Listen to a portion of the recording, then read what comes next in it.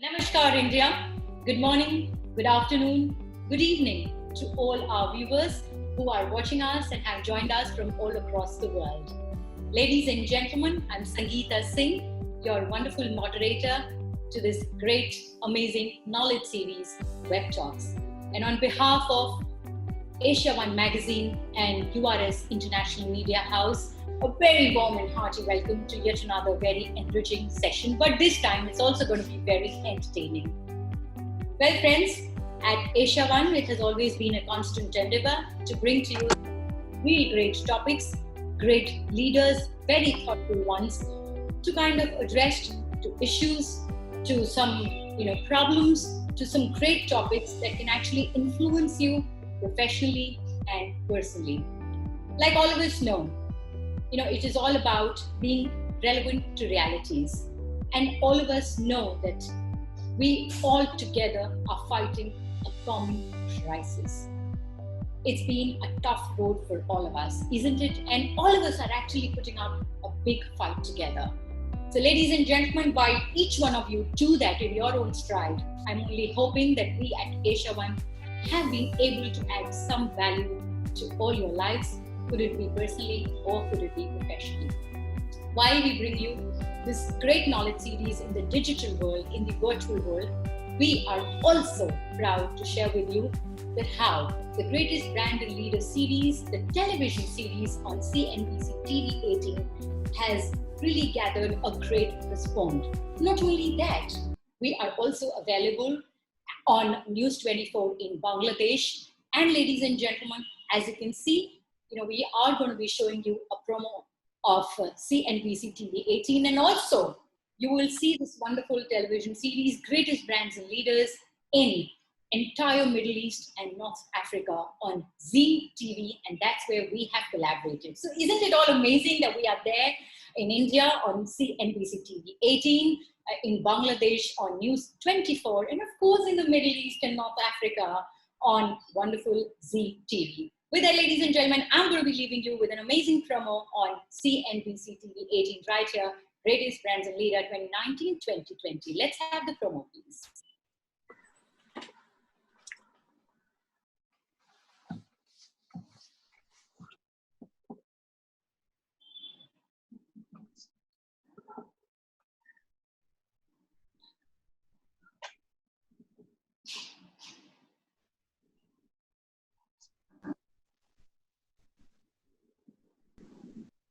Greatness is defined by the leaders who wield it. A brand is a culmination of groundbreaking ideas and impeccable execution. URS AsiaOne presents Greatest Brands and Leaders 2019-20. At these times,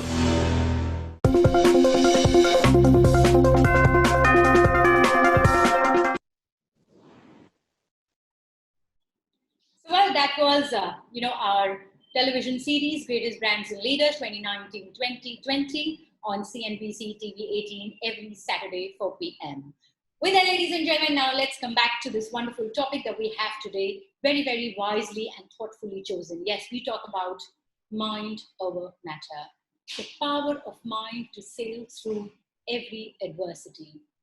Friends, while all of us are still kind of dealing with this entire unknown enemy and crisis, we are kind of, trying to understand and bring out a formula to deal with life and how life is going to be post-COVID. We are trying to tie our seatbelts really tight as we approach to life in an all new outlook and manner. There is so much that is going through our head, our mind, and our thoughts. And while we really, really put up a brave heart, a brave soul out there, we are already been hearing from the mental experts that there is another pandemic that is just going to dawn upon us. Yes, we're talking about mental illness, mental health. Unquote, quote, ladies and gentlemen, they're actually saying all the time that yes, there are mental health warnings throughout the population.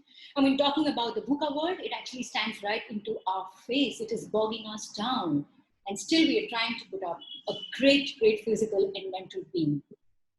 Yes, repercussions regarding this entire crisis, ladies and gentlemen, is really, really posing a problem to people today and beyond. I mean, there's so much that has changed, from that added fear of contracting the virus, which now is in stigma, there is so much more. Our lives, our daily routines, everything have come to a standstill. There's so much that's happening around in our lives, that which is the very base of having a great mental health. Talking about losing our jobs, business recessions, temporary unemployment, like I just made a mention of, and work actually coming to home and schooling children from home. Look at how life has changed 360 degrees for all of us. So much of adversities, and we thought at AsiaOne, then why not? Why not, ladies and gentlemen, this time, actually address what is more pertinent for all of us to mitigate us through these tough times, through these negative times. Today, we are joined by some eminent personalities who are vivacious. Their very energy is infectious. They are radiating with optimism. I just had a talk, and I'm sure they too have their own bit of struggles, but still they are right there to tell us about their struggles and tell us how they are dealing it all with it. Yes, it's now time to delve into some great minds. We have here with us, the woman I simply love the most, because every time she's been with us on Web Talk series, ladies and gentlemen, let me tell you, the next couple of months have been just wow. Just thinking about her and the kind of energy that you draw from her is simply outstanding. It is infectious. Yes, I'm talking about Padma Shri, wonderful, the legendary singer from the Indian film industry. Ladies and gentlemen, Miss Usha, Uthup. How are you doing, ma'am? Let me say a big hello to you once again. Could you just unmute yourself? Yes, I'm so happy to be with you one more time, and which is why I always say namaskar, namaskaram, sat sri akal, salam alaikum to all of you. Thank you, AsiaOne, and thank you, you beautiful lady, for introducing me so fantastically, and even talking before, whatever you spoke before, was the introduction to the discussion today. It's absolutely fantastic. And actually, it's a huge, when you said pandemic, I thought, oh God, what is she going to talk about? But actually, it's so true what you said. And we all have our ways of, of dealing with this, But I must say that for everything that people talk about, this mental thing about being depressed and being miserable, and I don't know, it's all of you around me. It's actually the people around me and my audiences. I've been singing now for 50 years, and for these 50 years, it's the audiences that have really kept me going like this. So really, I've been blessed with a feeling that, nothing, thank you, that nothing should really, really put you down unless it's God. I mean, I'm like a tennis ball. The harder you throw me down, the bigger the bounce back. And truly, it's been these past, but the crying is out of joy. I mean, not necessarily joy. There's grief and sadness and everything that is mixed with the fact that we can deal with it. That we can deal with it if we really want to, because it truly is mind over matter. It truly is. There are moments in my life when I say, everything has changed and everything is going to change as far as the entertainment world is concerned. Truly, I mean, you all talk about corporates, you all talk about the economy, this, that, and the other, but the entertainment business, I mean, we need audiences. We need, for me, I need musicians. I need an audience. Without an audience, I'm not one of those singers who can just sing for herself and be happy. No, I'm a people's person, and I really need people. And so to be, to be in a home and stuck with the fact that you can't really go out, it could work very badly on you if it weren't a person like myself. And this I say because I have the Ashirvadam and blessings of everybody, previous meetings with you, that really I treat and it's been the same in the beginning of the lockdown, and it is now the same. I believe that every day should be treated as a normal day.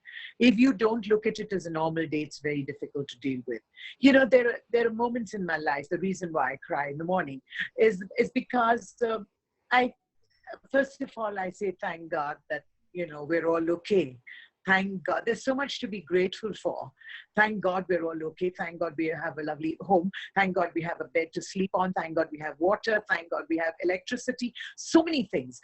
especially if you're in Calcutta. I mean, you know, we had the Umfan, where besides this COVID and everything, there's been the cyclone, and then there have been so many other little things that have been pulling us down, like it's happening everywhere else in Bombay as well.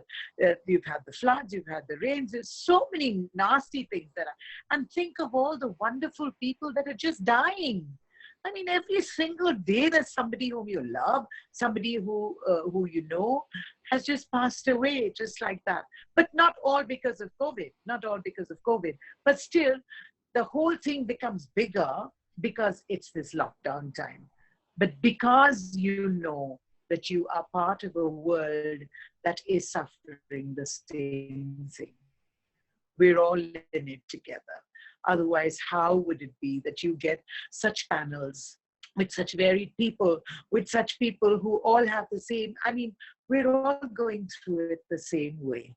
You know, I don't know what I'm doing with you now. In a day, I set up, I don't have a microphone, I don't have the mixer, I don't have amplifiers, nothing. I'm technically challenged and I get help from all of you, but I'm much better than the first time that I was with you. I at least know how to mute and unmute, and you know, I was laughing when our superstar was doing this, yeah, because I really didn't know a thing, and I'm so much better today. And so I think, you know, the wonderful thing about this whole lockdown has been that it's given me a chance to really connect with all of you. Otherwise, it's horrible to think that you can't, as an entertainer and as a person who's traveling almost you know, maybe 4, 5, 6 times in a month, maybe much more than that, actually. As my daughter says, you should have been an air hostess, little bit on the fat side, but who cares? Yes, but it's really to be stuck at home like that. I don't even use a negative word like stuck at home, because truly, when my friends tell me, you should get out a little bit, just take a drive instead of being cooped up at home. Really, I tell you from deep within, I'm okay. And if you're okay, I'm okay.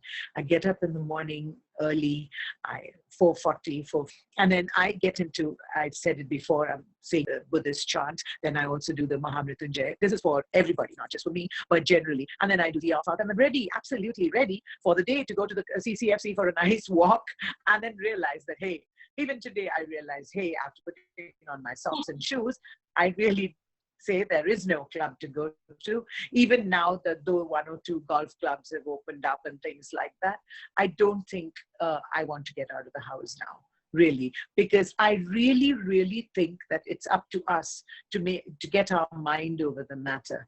And truly, if we are all really responsible citizens, we wouldn't go out. We wouldn't. And unless it was absolutely necessary to go out, you know, you just take all the precautions and go out, because, you know, it's not fair.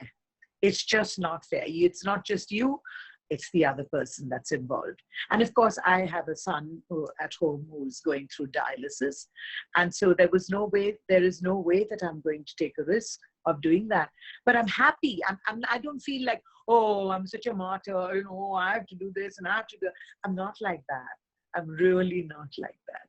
From deep within, I'm happy and grateful to God for giving me whatever He's given me, so much more than many other people who just looked around.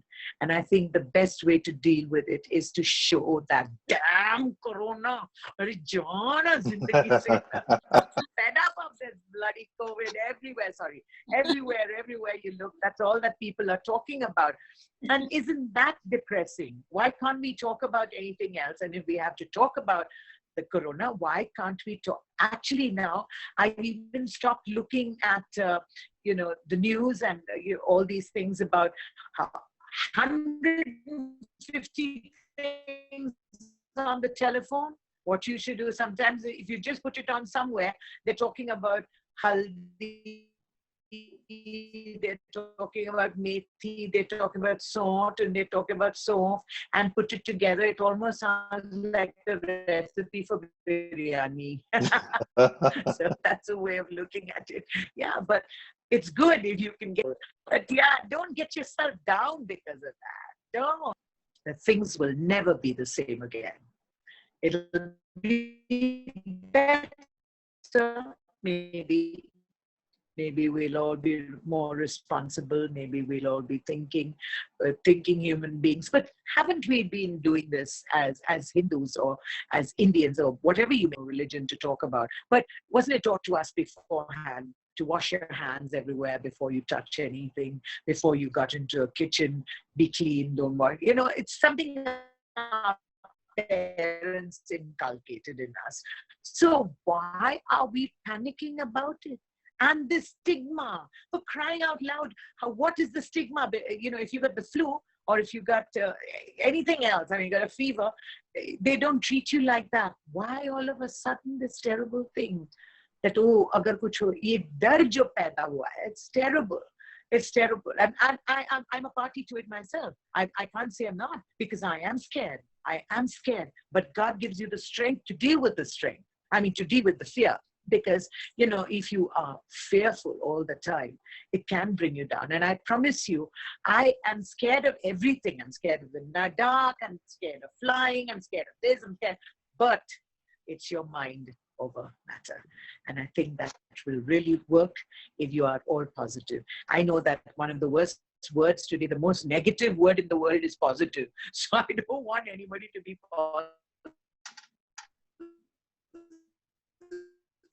Just be off. But it's never going to be the same. Thank you, Usha ma'am. Thank you. See, ladies and gentlemen, we've just got started on this panel, and that's like a ball of energy right onto us, like she said. Maybe we'll have to be happy with it's like, you know, she's like yeah. a tennis giving ball. you a review.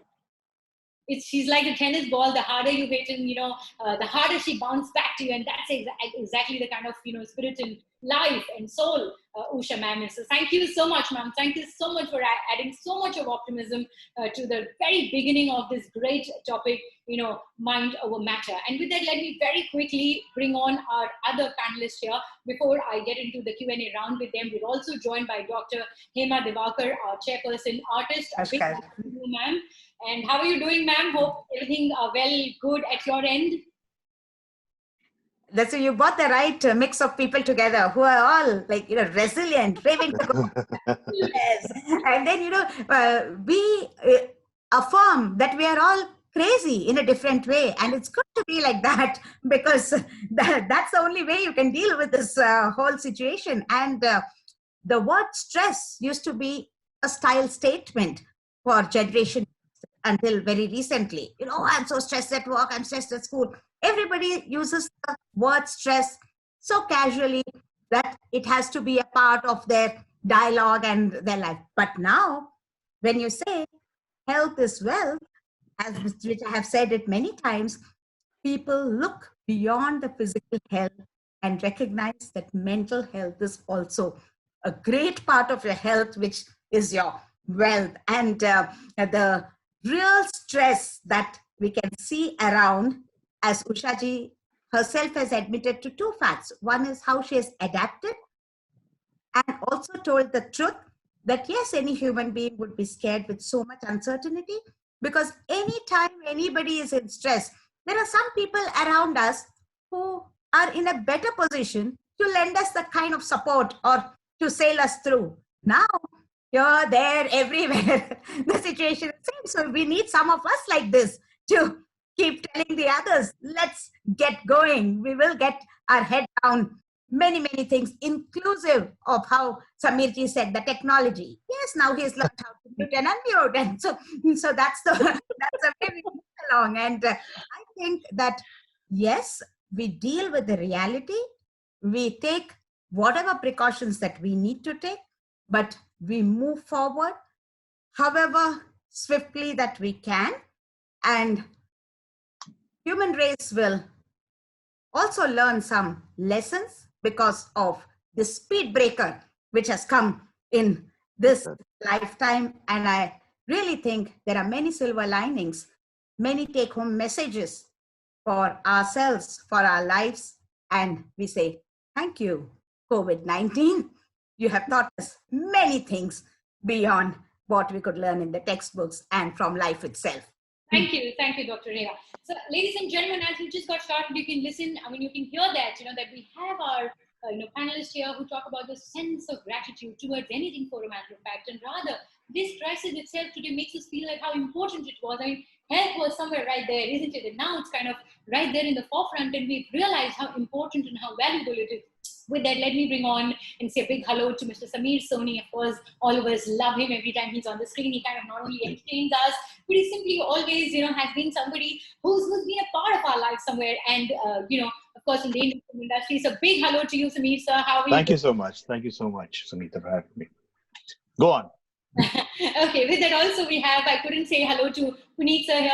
So we've got Mr. Puneet Parashar, our Chief Happiness Officer. I'm kind of liking that, I like that title. Executive Officer, Chief Belief Officer. Now we've got this man right here, ladies and gentlemen, to make all of you happy. Chief Happiness Officer, and of course, founder of the HappierBeings. So a big hello to you, Puneet sir. How are you doing? Yeah, thank you so much. Big hello, and such a powerful panel here, and so happy to be here at the start, feeling energies going all across. Though we are sitting at different location and interacting through screen, that's how the change we are incorporating, but yet we are connected, yet we are feeling the connection, yet we are feeling the meaning. Now that's happiness all about, when you feel connected with each other, when you feel the meaning of being connected with each other. And I hope that as we progress, we'll build more understanding to the science of happiness. Thank you so much, One Asia. And thank you so much, Sangita ji, for introducing me to the panel and being so vivacious, bringing up a lot of energies here. I was hearing Usha ji. I salute her the way she described how she is, coping up with the fears, coping up what she's going through. At her age, she's adopting the change. Now that's the essence of happiness. Thank you so much. Look forward to the session. Thank you, Puneet. Usha is always 16. You just heard Archana saying that, she's called the doll out there in her family. So yes, of course. So she makes us look old. So. So Puneet, so we're actually looking for, to hear a lot from you on how we can be more happier beings, for that is the need of the hour. Let me bring in, Archana, ma'am, Archana Ranganathan, Managing Trustee, Divyam Foundation Educational Trust. A very warm and hearty welcome, ma'am, on the panel. And how are you doing, ma'am? Good evening. I'm doing great. I'm doing fine, and we are all doing fine there. And thank you so much for this opportunity. Kadavulukku nandri, Irevanukku nandri, Anevarukkum nandri. And it's a great opportunity. And we shall look forward to discussing more and have a lot of takeaways, and looking forward to give a lot to people. So thank you so much for this. Thank you, Archana ji. And with that, ladies and gentlemen, while this is a knowledge series, let me tell you one wonderful lady who's always adding so much of beauty and vibrance to the panel always, and that is Miss Nisha Bhakar, Director of Navayuga World School. So a very warm and hearty welcome once again on WebTalk series, ma'am. Thank you, Sangita. Thank you so much. I don't know whether to feel embarrassed or feel good about it. But I think every woman loves to be called pretty. So thank you so much. You are looking pretty. If I'm looking pretty with no makeup, then I think I am pretty, I guess. With the lockdown. Last time I said I just got one lipstick, and I keep stealing the saris from here and there from my mom. But anyway, that's, I think, the beauty and the fun of what this pandemic has done to all of us. And thank you so much to AsiaOne magazine. I was sharing even last time. It's so interesting to see what a mix that you bring along together. And, being from the education, we've only been hearing teachers and educators talk, and it does get monotonous at times. And this is such a nice platform to know how everybody else in the different fields is feeling and going about the whole thing. So I'm looking forward to some great discussion. Thank you, Nisha, ma'am. It's always wonderful to have you back with us. With that, let me introduce our wonderful, speaker who's here with us. And of course, a gorgeous one, Dr. Anjali Hooda, Sangwan, internal medicine, functional medicine, co-founder and medical director, LiveNutriFit. A very, very warm and hearty welcome, ma'am. It's wonderful to have you join in the WebTalks family. Thank you so much. Thank you, AsiaOne, to have me on the platform with such esteemed guests. I'm not a person who goes on TV too much, but I see so many celebrities here. I hope I don't bore the hell out of you. So just, yeah, being a doctor and all that serious business, but then, we have people to sort of keep it neutral. So that's good. Thank you. Thank you. We're looking forward to talk to you, ma'am. And then, of course, we have Arshiya. And before I introduce her, ladies and gentlemen, I found somebody who just loves to talk, and we're going to talk a lot to her today. And yes, she is the co-founder and managing director, Learn to Lead Educational Services, Artha, Artha Creative Services, the Paper Elephant Homeschool. So a very warm and hearty welcome to you, Arshiya. How are you doing, ma'am? I'm doing great, Sangita. Thank you for welcoming here, and thank you, AsiaOne. I love the panel, and like you rightly said, I think I started the whole panel by talking and talking. I was looking at everybody's screens, telling them how to click this and click that. But yes, and Samirji as well. So, but I'm hoping to give my 2 bits on how we are coping it on from the education front in terms of children, and how important, like everybody's talked about what they're feeling, where I'm going to come in, I'm going to kind of talk about how it is very important to kind of train our children and mentor them from the time they are tiny and help them cope up with things that they may face in the future. So I'm kind of going to come from that. Apart from that, before the end of the panel discussion, I would definitely ask Usha ji and Nisha ji to tell the rest of us what are the shampoos they use and what is it that they do with their hair in the lockdown. But in spite of the lockdown and not going to the beauty parlors, that's what their hair looks like. So another thing that I would want to. So, Arshiya, what we are going to do, we are definitely going to have our next topic, which is going to be all about to you. So thank you so much for joining us. Thank you. Gratitude to have some hair left. Well, I don't mean to make you guys jealous, but I've shaved my head twice already. So. Yeah, fantastic. So, Arshiya, could we have your mic to be on mute? And with that, Samir, could I also request your mic as we start with the Q&A session? And yes, of course, I'm going to bring Usha Uthup ji back into the conversation as we get started. Ma'am, of course, you've spoken so much on how you're dealing with all. But I still, firstly, of course, a big thank you for again joining us. Thank you for your insightful talks. Thank you for all those uplifting songs that you've done for us on this particular webinar, making it so much more entertaining and energetic. With that, my question to you very quickly would be, ma'am, that every single day we know that you've been giving out so much back to the society. What kind of drives you? I know that you're like this tennis ball. Harder we are hit, the more you bounce, but still, you are doing a lot towards the charitable causes. So what has been your driving factor to get up and get ready every single day and reach out to such great foundations and organizations? As I told you right in the beginning, but aren't we talking to Samir first? Samir, Soni? Ma'am, we have an order of speakers and we speak to everybody. Okay. Yeah, so you just want to know what makes me want to go, right? What makes me click? What makes me tick? Well, actually, let me tell you, I already told you that before. My whole world revolves around love. Really, it does. And so when when somebody says that even at this age or whatever, on the lighter side, I love to say that actually it's at this age that I've really started living. And I think that is because of the love that comes back to you. I think when you give love unabashedly and just keep on giving, I think it has to come back sometime. And how long will somebody resist that love if you give it with complete And even though it may sound very simplistic, I really do believe that if you can really love with unconditionally, without expecting anything in return, it really works out. And for me, I've had so many different. I'll just speak about one person now. A very dear friend of ours lost their daughter. Not to COVID. She had cancer and she passed on. But I speak to the friend, I mean, the mother of this sad and sadder and sadder, said, oh, you know, and she says, will I ever be able to get over this? I said, no, you will not be able to get over it. But God will give you the strength to cope with it, because you can't get over certain things that you've lost in your life. It could be anything.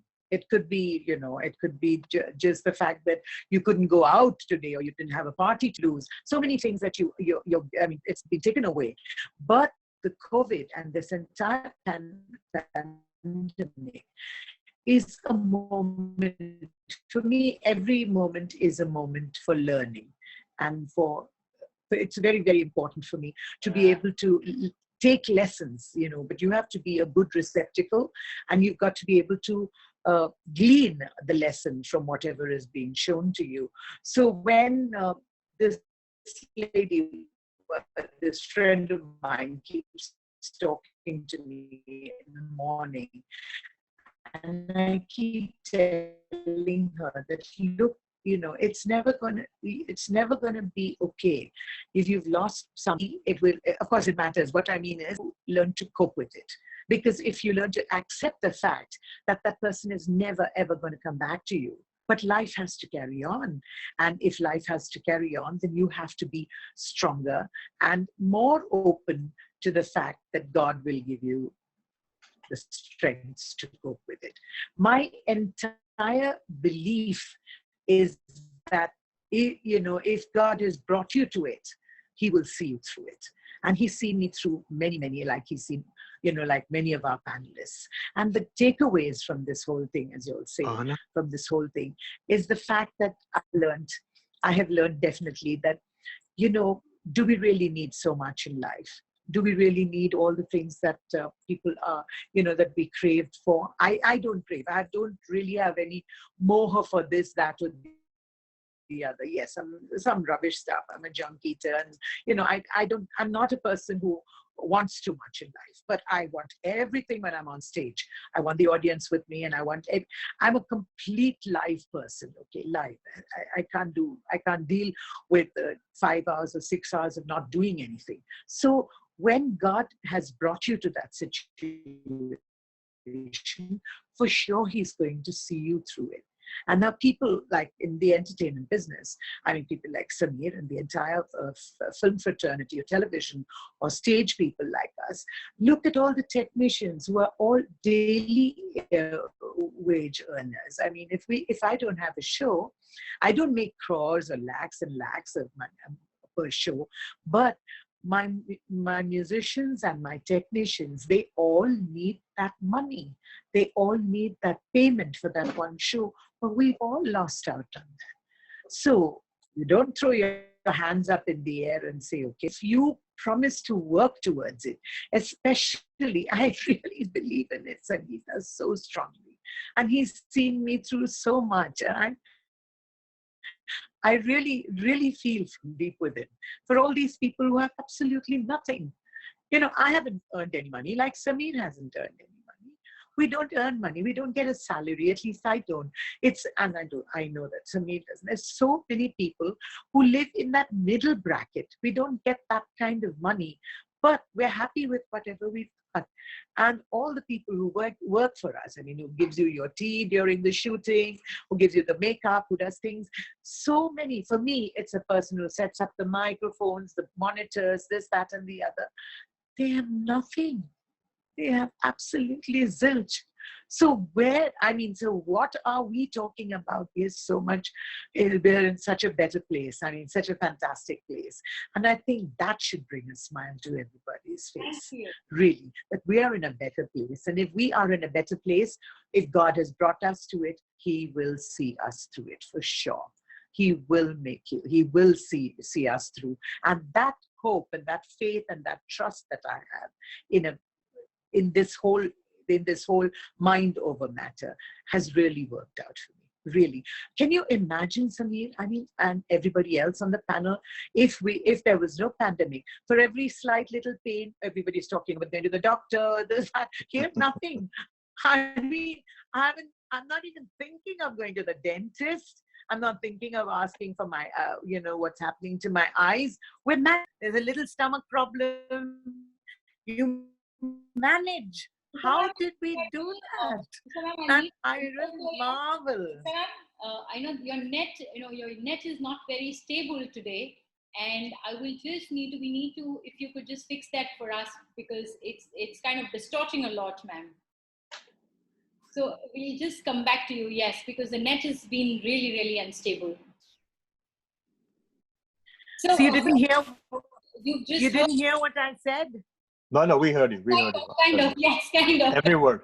So, friends, Usha ma'am did say that if God has got you through, He's definitely going to get you through. So that's amazing. Oh, and also let go, let God. Let go, let God. Absolutely, absolutely. And with that, I'll bring in Hema ji, ma'am. That doesn't mean you just sit do nothing. You've got to work towards. You're very programmed, sweetheart.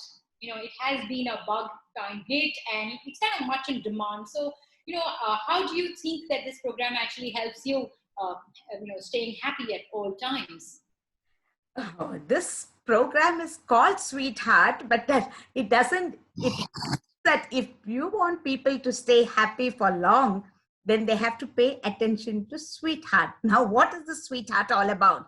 It is because India is heading to be the diabetic capital, with more than 80 million of our population being very sweet, more than what is required. And though it is said again and again that COVID-19 will really hit the elderly, but it's also hitting the younger population in our country because of what we call the diabetes attached to a person, which makes the condition of COVID-19 much more serious. So what we are telling people is sweet disease today, the heart disease tomorrow. So sweetheart, take care of it right now so you will stay happy. So that is the message that we're trying to give with Sweetheart, because diabetes is, again, it's a household word, because one person in the house or one person close to you, known to you, it is diabetes to hota hi hota hai. It's like that. But the implications of that, especially at 20, 22, 25 years, the woman becomes pregnant, and that's the first time her sugars spike up. And by 28, she's a full-blown diabetic. That's something it's not acceptable.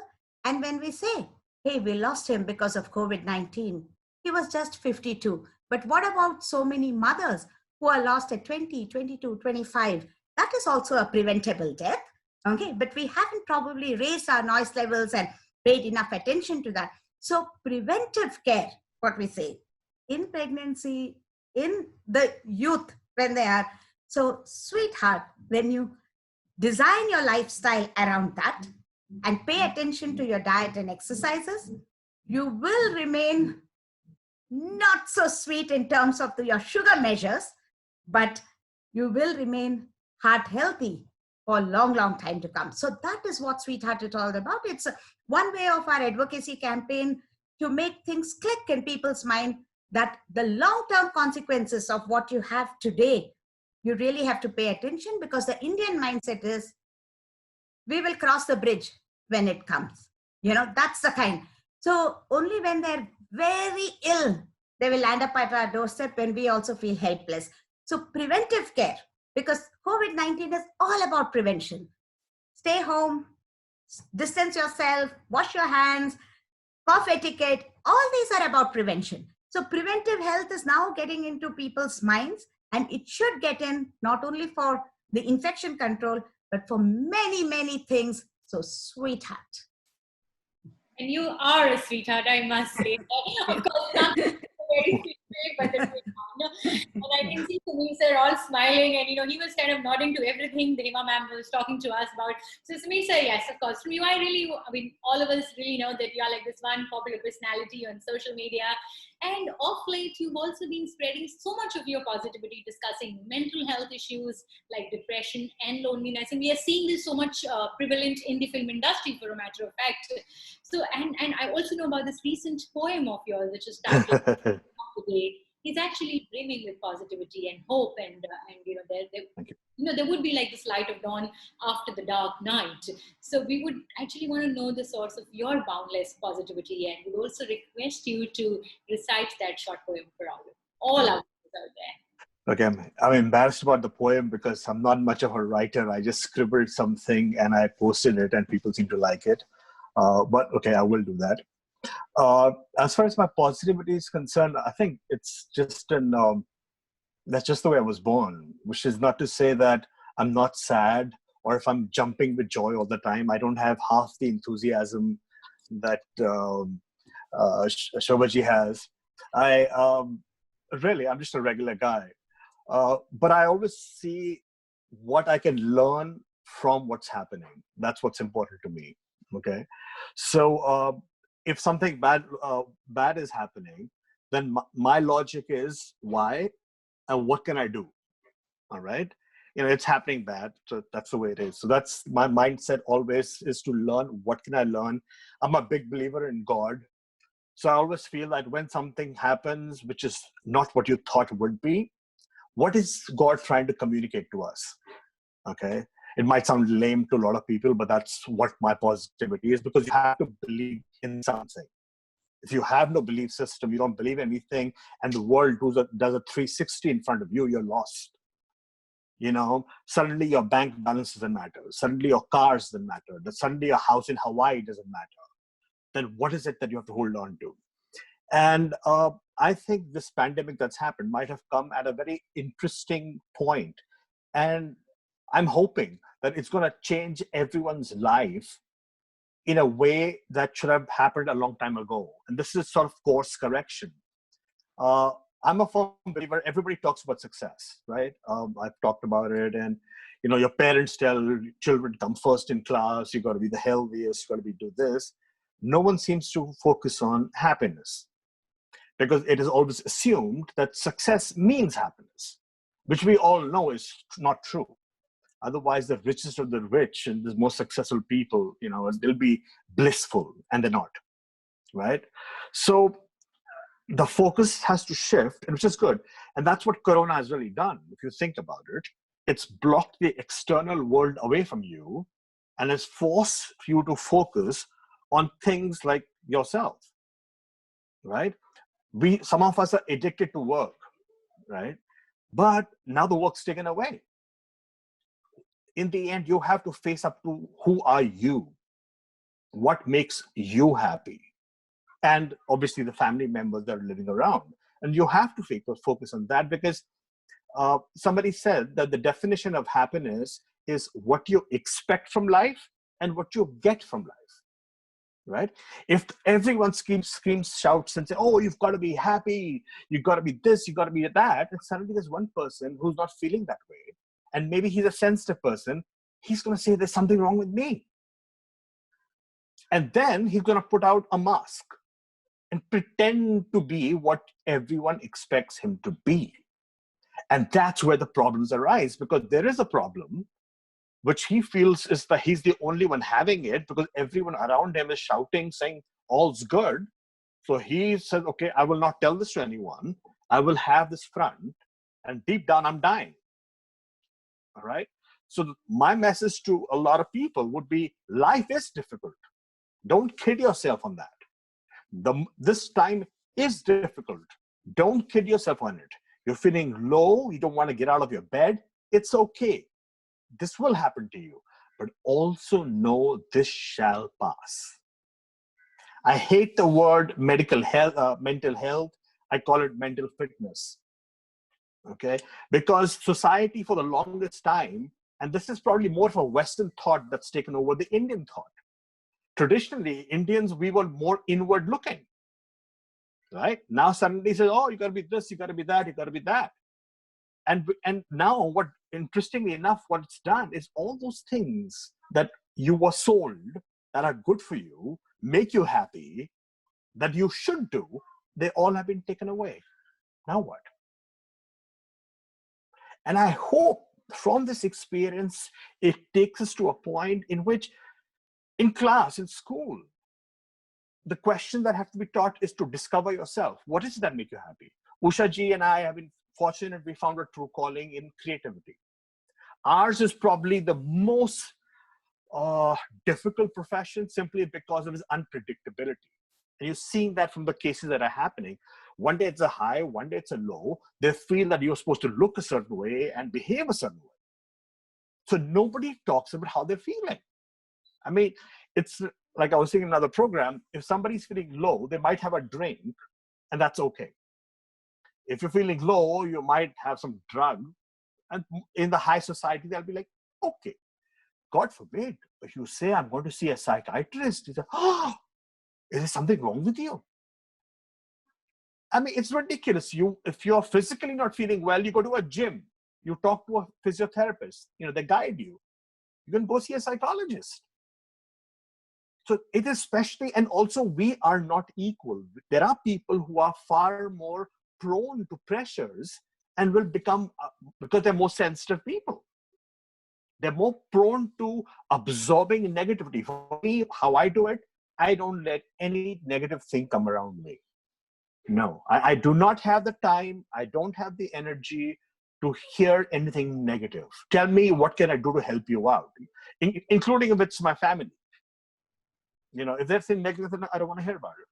That's okay. Especially who did what, where, when, that's negative. The point is what can we do? And to me, therefore, cut me off and I'm going too long. I might ramble. I'm not a very outgoing guy. So honestly, Corona hasn't helped, affected me too much. I'm a homebody. I like reading or spending time on my own. And I love my job, which I miss a lot. Then I work out. So it's given you time to think a lot of things, that what is your priority? What do you really want? Is it conditioning to separate yourself from who you are and the conditioning? That's the important thing. And mental health, fitness is what I call. I think it's paramount. And anyone who's listening, guys, you're feeling sad. I've gone through anxiety. Before I was coming on this interview or this webinar, I was getting anxiety attack because I didn't know how to use this damn thing. I mean, I was like, okay, where does the wire go? And okay, how will they hear me? Yeah, it's just mayhem. So that's life. When things don't happen to you, they're not supposed to, not all the time. And you should know that. And you should be ready for that. So even like I said, God may or may not exist. I choose to believe in him because that keeps me anchored. I've gone a bit, I'll read out the poem. I wrote a poem especially for you guys. Oh. Yeah, I'm not a poet. Because yesterday they said that the poem I posted is very nice. Can you read it out? So I was sitting at home in our bed at night and like, okay, let me see what I can think of. So I just wrote down my thoughts, which kind of tie up with what we're discussing. And I hope you like it or can relate to. So it goes, it's called A Better Me. Okay. So it goes like, questions are many, answers too few. The world is changing, and so must you. Or are you waiting for things to be the way they always were for you and for me? Time shall pass, no matter what, with a smile, with a whimper, or whatever you got. Just hold on to what you always knew. He who throws you into deep sea waters will also be the one to rescue you. You may have to swim a lot harder than you ever knew, but that was his plan to make you a better you. Wow, Samir, that was amazing. And surely, your words of inspiration, all of us somewhere are going to be better as we promise you that at least. So no, it's about discovering ourselves. And at a young age, like my daughter is 7 years old, I never put pressure on her to be successful. I mean, I say, look, do what makes you happy. That's what's important. Success, who decides it? Who says having more bank balance is a person who's more successful? Who decides that? We come from the Vedic and things, and there were sages. People we prayed to Mahatma Gandhi, what wealth did he have? So this Western culture's taken over so much that there is no centeredness. I want this, I want that, oh that, I don't. What if I don't have that? Which is, I'm kind of repeating and rambling. You can cut me off now. So, well, friends, you just heard that. I mean, this is simply amazing. Better you, and that's what we need to all together do, and let nothing impermanent, actually damage us permanently. This time is very, very impermanent, very, very temporary for all of us. And with that, of course, let me bring in the Chief Happiness Officer who's here with us. And, Puneet, sir, back to you into the conversation. Let me bring you into the conversation. Of course, my question. How do we, of course, we've just heard Samir sir talking all about it. Acceptance is very important of everything happening around us. But still, we take a lot of inspiration from things around us. I guess with things now, we being disconnected with everything around us, we look inward. So how do we continue to keep self-motivating ourselves in these very, very tough and uncertain times? So first thing is to, understand, and these are the right times to understand, because these times have brought us to a point where we are saying what all we understood the way the world was is not now. Change is the rule. Change is not constant. Change is the rule of life. Change is the rule of existence. So we need to first of all accept. Now, acceptance is the first primary fundamental block of happiness.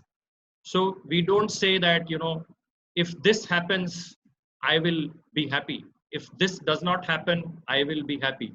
So the absence and presence of something which will lead to your state of happiness is now gone completely.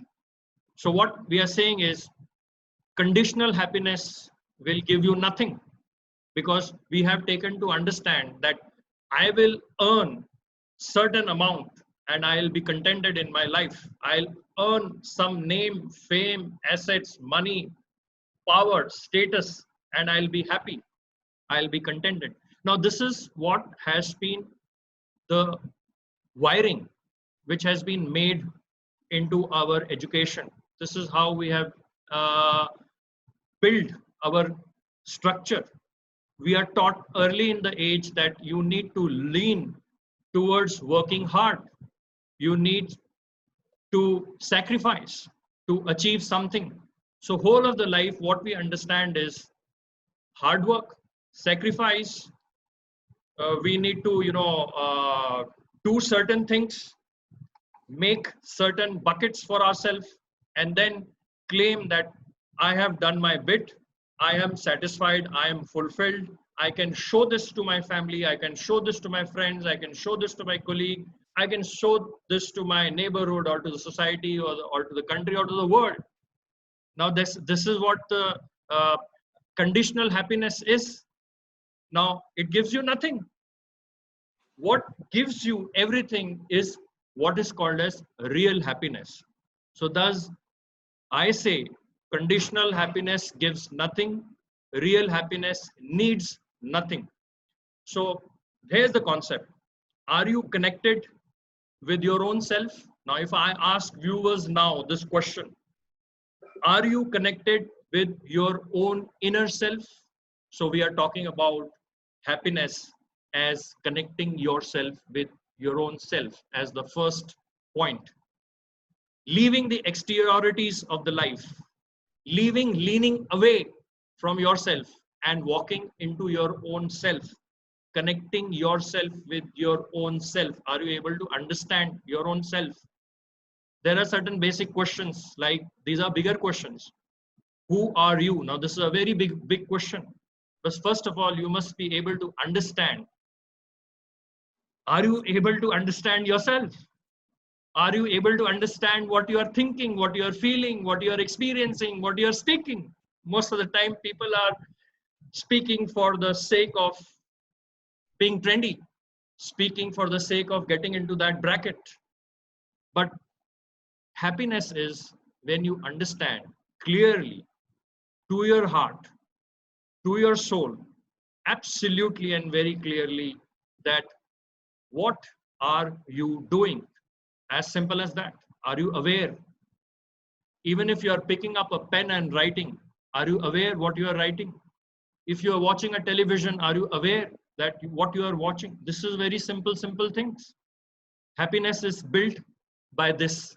I have spent about last 5 years researching about happiness, understanding about happiness. Certain thing happened in my life. I had a huge bout of stress. I had about 18 years of corporate experience. And in that corporate experience, I took to understand more stress, more stress, and more stress. And one fine day, I thought to harmonize my thinking with my speaking and my doing. And it's a beautiful saying by the father of the nation that happiness is when you have harmony in your thinking, in your speaking and doing. So in my work, I was completely disharmonized. I was thinking something else, speaking something else, doing something else.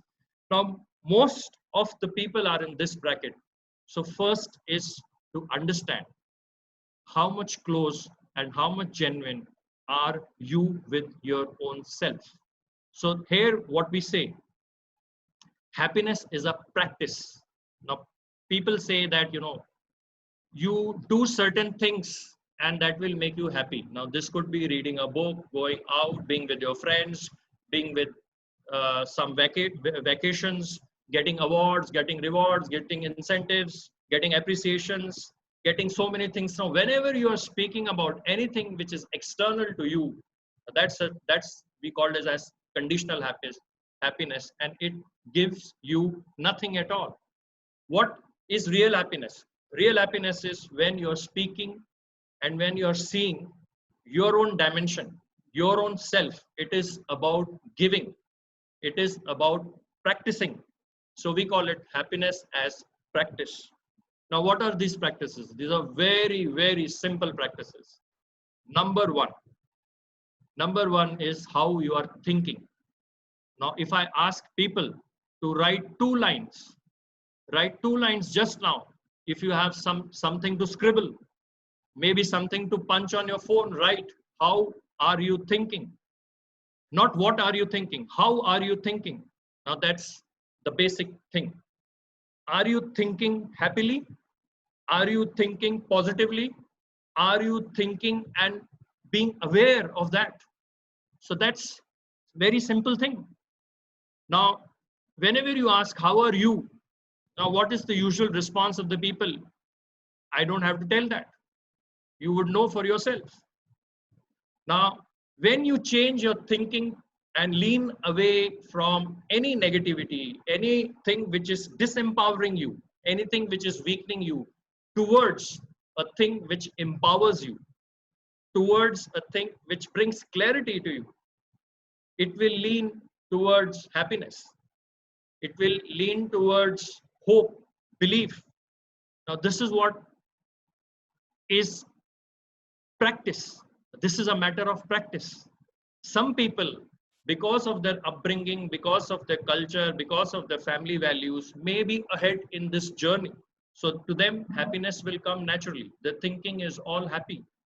So to them, if I say, think happily, walk happily, speak happily, sit happily, work happily, sleep happily, are you able to do that? Now, this is how life is formed. Now, you will do certain work and then you will break into certain work which will create joy for you. This is not happiness. You need to be happy each and every time, each and every part of your work.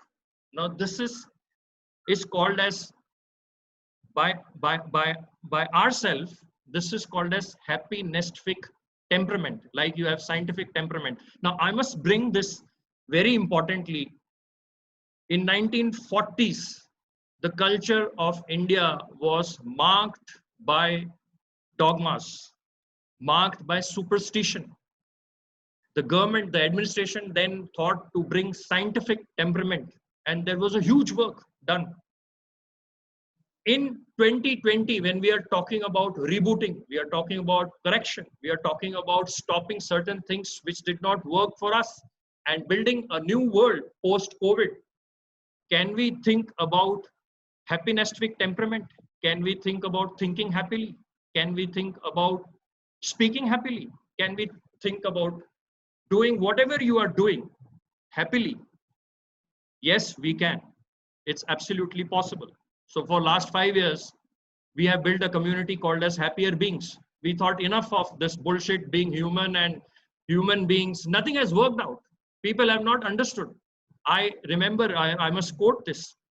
A famous singer, he was asked when he was in his school at his childhood age, his mother used to tell him that being happy in life is important. So when he walked into the school, teacher asked him, what do you want to be when you grow up?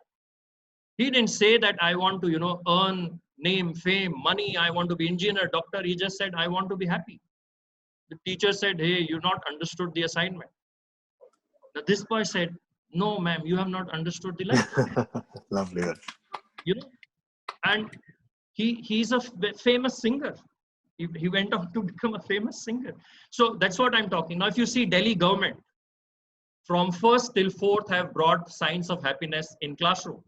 Melania Trumps in the visit in February walked to the school, spent 1 hour. Now this is when we came to know, when people came to know, yeah, you can study happiness, you can teach happiness. And that's a fact. Research says you can learn happiness at any age.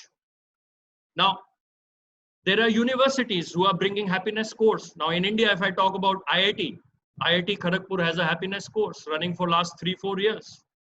In Bombay, there are colleges who are starting happiness course. In Delhi North Campus, there's one college who is starting happiness course. Father of positive psychology, Martin Seligman, he is in Pennsylvania University. There's a full graduation course on happiness. Yale University's histories, largest subscribed course is course on happiness. And yet you see in this time, all of us are talking about what? Mental well-being. Samir pointed out so beautifully, mental health. And he had written such nice poem which depicts about thinking happily so simplistically. He says that he is not telling her daughter to become XYZ. Now that's one point we need to imbibe in our system of upbringing children. So we have made modules. Now we have made modules. So Samir, thank you so much that you have brought up this concept of getting into westernized. You are forgetting about Vedas.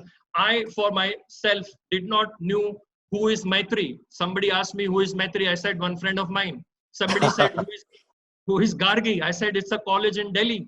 But these are Vidushis who have made Vedas. I don't know how many people know this. Fortunately, we have come up and made this HappierBeings. Where is a group of people who have researched Vedas? Do you know Atharved is all to do with human resource management?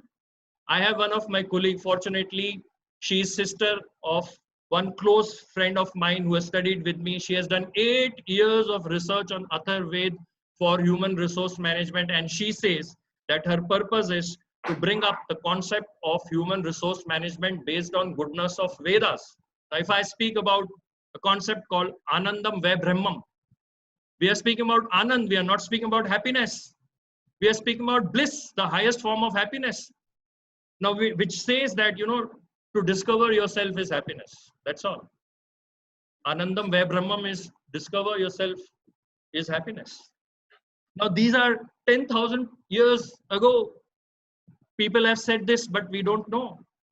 Now we are bringing the goodness of Vedas and bringing a structured, systematic training modules for students, for teachers in education segment, for employees, for leaders in corporates, for home, for women, for senior citizen, to imbibe the goodness of Vedas, imbibe the science from that, and put into certain doable practices which you can do in your daily life when you are working, and be more fulfilled and be more contented in yourself.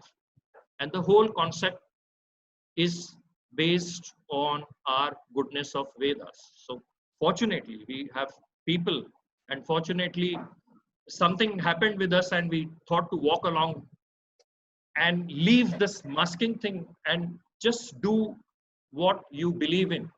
Just do what you are clear. Just understand things very clearly. Spend time and understand, first of all, what you are doing.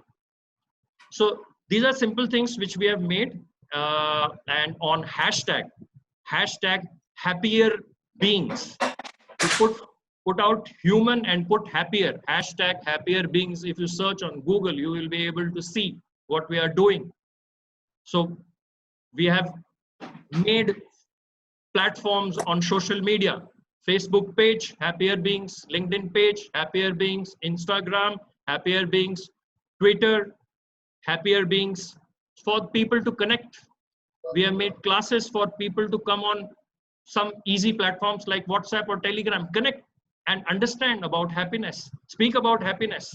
So when I speak to you now, I have about 180 human resource professionals from US, from Europe, from Middle East, from Southeast, from India coming together.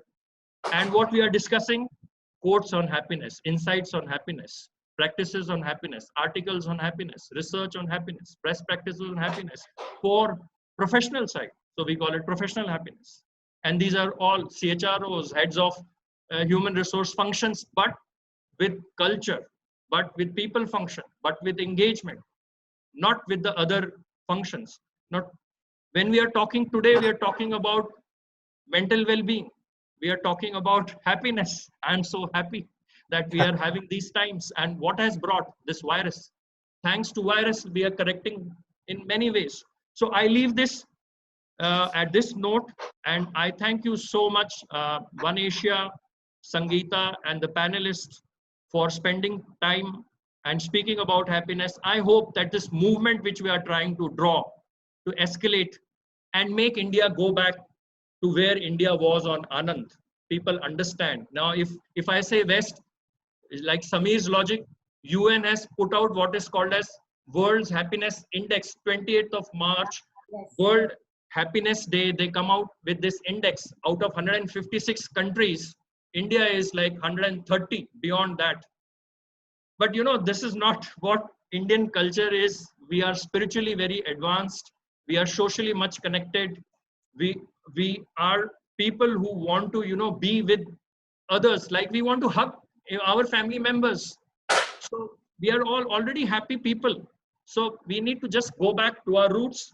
We need to just understand what we are doing, have proud and pride in ourselves. And that's very much there in system. I can see the way India has changed. World is looking India differently.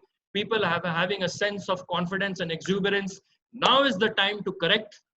COVID is given right opportunity to think. Everybody is thinking, and they are thinking about one thing. If you talk about corporates, if you talk about families, if you talk about individual well-being, no one is talking about money, fame, power, success, nothing.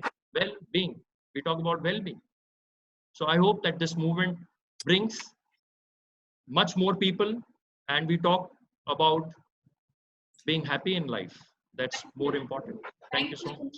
Sangita, can I ask one question? Speaking about it, and yes, I know, Samir sir, you want to get into the conversation. Please. I want question. Tell me, sir. Yes, please, sir. Yeah, I want to ask Puneet a question, which is what he was saying. I totally agree with him. I'm concerned and I'm scared that we talk about the Vedas and the ancient Indian practices and spirituality, and I'm all for that being introduced in schools. My fear is this whole communal angle that's given. People have problems with even practicing yoga, which really doesn't have much to do with religion. I mean, how do we go about that? I mean, it's, you know, we're talking about happiness regardless who you are. But the moment you say you're teaching Vedas, some people say, oh, that's a religious thing. So I hope somebody can address that and carry on a little bit. Yeah, of course, Samir sir, thank you so much. So, you know, since you have brought this topic, we have done the work on that side. So we call it science of happiness. So when I speak about science of happiness. When I speak about enhancing your productivity, enhancing your life experience, so that you end up having a more richer, empowered, and fulfilled life. we keep Vedas behind. As of now, Vedas are like some spiritual thing. Actually, it's not a spiritual thing. Now, today, if I say, here is thing which is very important. When I speak about governments, now UAE has a Ministry of Happiness. Jacinda Ardern, the Prime Minister of New Zealand, has just shifted her 1920 budget from GDP to well-being. Government of Madhya Pradesh has a Department of Happiness. Can our government now look at happiness? Yes, and government are doing it. Like Delhi government is speaking about signs of happiness in their own classrooms. Isn't it? So the education, yes, Samir, Samir sir, you might be aware the education policy hasn't been updated. There is a panel which has been formed, and recently the ministry has asked recommendations from people. So can signs of happiness, as simple as that, nothing to speak about Vedas as Vedas, but the goodness which has come from him. We are taking out certain practices and we are calling that in a name which is acceptable to people, which can be acceptable to society. Puneet, isn't it ironical that what is truly Indian, we need a Western definition for that to incorporate that into our own life, which is just part of our DNA. But we can't say it because it might be given a different twist. So we have to, take a word from the Western. But I'm glad you're doing it. As long as it's done and people listen to it, I'm very grateful to you. Thank you so much. Thank you, So Puneet. Samir sir, I must say with the... I'll definitely come back to you. I need to bring in our other speakers. I'm so sorry I'm interrupting, of course, because of paucity of time, and that is what about happiness is. It's so vast in itself that we want to continue deliberating on it. So let me bring in Archana ma'am into the... We've got 4 more speakers on the panel to talk to us. So Archana ma'am, of course, from you, now that so much has been said and talked on happiness, and as you know that, yes, everybody's been talking about this great mental well-being, and, people actually kind of putting it now into perspective. So we need to understand that, how do Can you get me a phone charger? More about the same. Samir, could you please have your mic on mute, please? Thank you for this opportunity, Sangita and team, AsiaOne team. And yes, when we say mental health, our mind directly relates to mental illness, isn't it? So when we talk about mental health or mental fitness, we have to see both sides of the coin. So we have to talk about good mental health and poor mental health, and how to identify it and how to immediately seek help. That's where we are losing the touch. So there is a bridge between understanding the good and the poorness. So it is not that every child who is born has a poor mental health, isn't it? It's a transition that happens from good to poor. So the transition will happen from poor to good. So one has to understand that it is a transition, and which can be controlled by us. So you should understand that brain is also a part of the body which needs care and nurturing, isn't it? Just like eyes, just like any other organ, it's also an organ which needs care and nurturing. So a good mental health is absolutely necessary for everybody to bounce back from any adversity or any uncertainty. So I would like to understand that, I would like to state that it is a balance, it's the balance of the state of mind, of emotions and behavior, correct? So I want this, so I act this way. So I need this, I act this way. So you need to have a balance to have this good mental health or good mental fitness. So how do you bring it about? So I want to put it to audience. So understand that COVID is this period of lockdown, or this period of being at home, or is to understand yourself and to have a relationship with yourself. Okay, have a relationship with yourself and inner self. So I would say that we have to smile every day in the morning. So we shouldn't forget And because we are in lockdown, we can't have food at some wrong time and sleep at 10:30 p.m., 11 p.m. and wake up around 9 a.m. I know maybe 9 a.m. could be like, what is this? Sounds normal. No, but it isn't.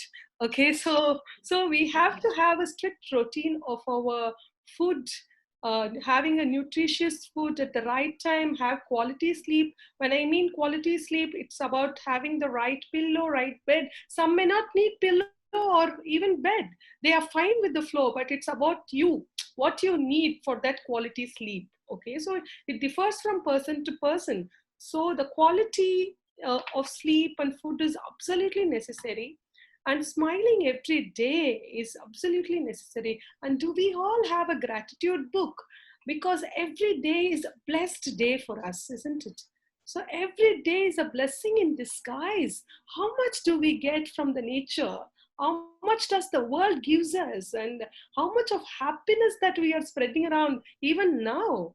So this is, so have a gratitude note to believe that people are doing for us, nature is doing. Because where does the poor mental health comes, how does the transition happens? When you start thinking is nothing is happening to me, everything happening around me is bad. No.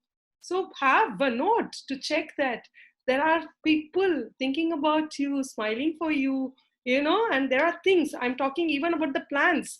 There is a garden, flowers and plants looking for you, for nurture from you, isn't it? So, and we always believe that you have to raise the self-confidence and self-esteem right from young. Okay, so it is like that. No, I can't do this. No, you are bad. No, you are very bad at it. No, why are you doing this? No, you're no. Why do we always have a tag? Don't tag people, right? Why do you tag? Don't tag. So have a good self-esteem and self-confidence right from young, and teach your younger one that. Teach the very young. So it's important. Oh, she thinks too smart of it. No, it's not about too smart. It's about having the right self-esteem, isn't it? So right self-esteem is, having a good self-esteem is very important, because it's at times of adversity, you can really bounce back. So a good mental health is all about that. Ability to learn, change, adapt, manage, and smile. Okay, so it's about, not about, it doesn't mean that people with good mental fitness is always blessed with happiness. They all have challenges, but they all have the power to balance the state of mind, isn't it? They have the power to unlearn, more than learning. It's about unlearning few things and bringing the new in, isn't it? So it's about that. So I would like to take a note on that, and about having silence. So how many of us go silent every day and talk to ourselves, close our eyes, and be with ourselves every day? So it is very important, especially to bounce back in this adversity. It is important to smile every day, have a very good self-confidence, a self-esteem, and have the key word, silence is gold. So for some people, they say, why this guy is talking so less, and why this lady is talking more? So it depends on silence. Silence is measurable according to them. Okay, so you understand what your silence, how many minutes you can go on silence for a day, so speak to yourself, and with a good positivity will flow into you, I'll tell you. Okay, so, and I always say that physical health is directly related to mental health. Please take care of your physical health, and never do self-sabotage. So let me put it in a simple terms. No, I will do this tomorrow. Even at the simple task, never do a self-destroying activity. Like, I will do this tomorrow. No, I can't do this. Wow, this is really big. How will I do this? When a child says that she is trying to start the self-sabotage right young, please stop there. Stop that right away. Okay, so never encourage any kind of self-sabotage right from young. And if you're doing it, no, please. That's where everything starts. So please, so don't do that. And Always keep yourself engaged, because I believe, I'll tell you from my personal experience, I will have my wall painted white and have my photos keep changing, or the pictures keep changing, or sometimes I will not have pictures at all. It reflects my mind, right? So it reflects my mind. And when I see the wall, I draw my own picture. I draw my dreams. Okay, I don't need paper. I don't need a physical thing. I need my mind to do that. So this is a very good step. I'm not saying that mine is a very good step, but I'm saying to have to reflect your mind, a positive mindset anywhere without a physical thing is a very good aspect. So we need to do that. And so people who I am going to talk about signs of poor mental health, people who cannot sleep or sad or quiet, because I think it's a need of the hour that if some people are having difficulty, having real extreme mood swings, please seek help, talk to people, take a break. So if that day, if you've been working harder more than 12 hours, 13 hours, and it's breaking, please close your laptop, because this period has taught that we should not hurry ourselves, isn't it? There is nothing to hurry. Everything is gone on hold. It's because we shouldn't hurry, because to prove that we are all wrong, to hurry in things, whatever we have been doing. So please do not hurry and go in a self-paced manner. If you feel very tired, please close the laptop, go for sleep. Okay? So world will wait for you. The good deed will come to you, because that belongs to you, because God has given that to you for the world. Because you have to, because I am speaking, because I am the medium, I have to tell this to world. The God has destined us, all of us, to do this today, isn't it? So our chance or our thing will come to us. But please don't hurry and pressure yourself. So please seek help. And please talk to people. I see people changing WhatsApp status, Facebook status, Insta status, but their inner status hasn't changed. So I think to change the inner status, you need to talk to people. You need to talk to the trusted one, whom you trust. And so this is from this part. And I have to tell from the other side also.